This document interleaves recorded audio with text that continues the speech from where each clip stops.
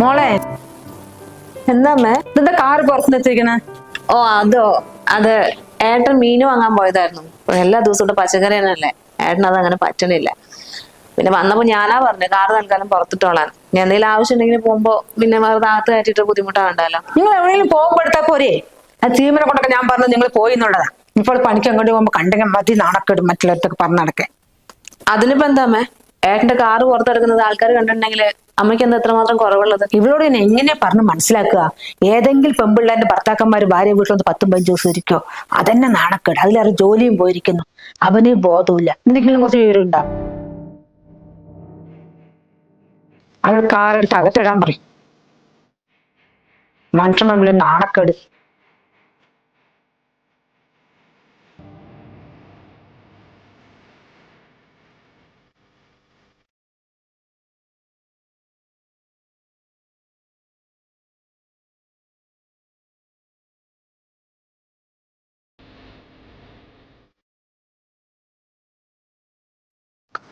എടാ ഞാനേ കുറച്ച് ദിവസം എന്നോടൊരു കാര്യം സംസാരിക്കണം വിചാരിച്ചിട്ട്. നമ്മൾ വരുമ്പോ നിന്റെ വീട്ടുകാർക്ക് എല്ലാവർക്കും നമ്മൾ നല്ല സ്നേഹവും അവർ നല്ല സന്തോഷമായിരുന്നു. അതൊക്കെ ഇപ്പൊ എവിടെ പോയി? നീ എന്റെ ജോലിനെ കുറിച്ച് വല്ലതും അവരോട് പറഞ്ഞോ?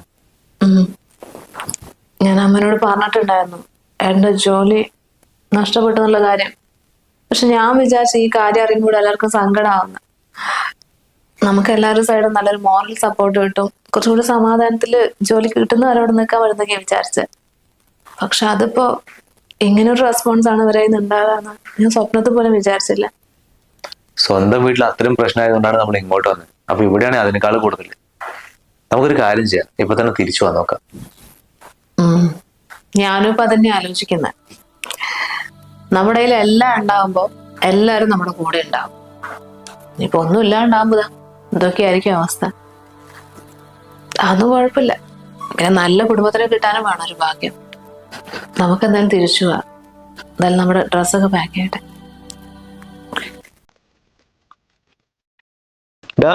പെട്ടെന്ന് ഇറങ്ങാൻ നോക്ക്.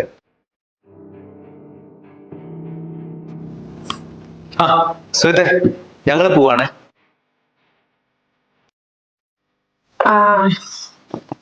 നിങ്ങൾ പോവുകയാണല്ലേ? അമ്മേ ഞങ്ങൾ ഇറങ്ങ്. ഇനിയിപ്പോ ഞങ്ങൾ ഇവിടെ നിന്നിട്ടേ അമ്മയ്ക്ക് നാട്ടുകാരുടെ മുമ്പിൽ ഇറങ്ങാൻ നാണക്കേട് വേണ്ട. സുഹൃത്തെ, ഞാൻ നിന്റെ ജോലിക്കാരി വെറുതെ പറഞ്ഞല്ല കേട്ടോ. എന്റെ സെയിം ഫീൽഡ് വർക്ക് ചെയ്യുന്ന എന്റെ കുറെ ഫ്രണ്ട്സ് വേറെ കമ്പനിയിലൊക്കെ ഉണ്ട്. ഞാൻ കമ്പനി വിട്ട് നോക്കണ്ട, അവരെന്തായാലും ഒരു മാസത്തിനുള്ളിൽ ശരിയാക്കി തരും നിനക്ക്. ഓ അതിന്റെ ആവശ്യമില്ല. തൽക്കാലം ആളെയും കയറിപ്പെട്ട നോക്ക്. എന്റെ അറിയാൻ ഞാൻ നോക്കിക്കോളാം. എന്നാ ശരി, ഞങ്ങൾ ഇറങ്ങാം. അതെ, ഫോൺ ടേബിളുണ്ട്. ഞാൻ അത് മറന്നു കൊണ്ട് തിരിച്ചു തരാൻ നിൽക്കണ്ട.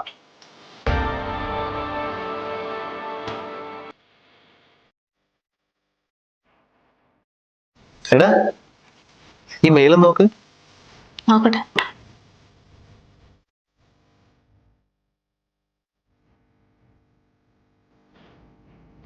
വെറുതെ അല്ലല്ലേ ആരുമില്ലാത്തവർക്ക് ദൈവമുണ്ടെന്ന് പറയുന്നത്.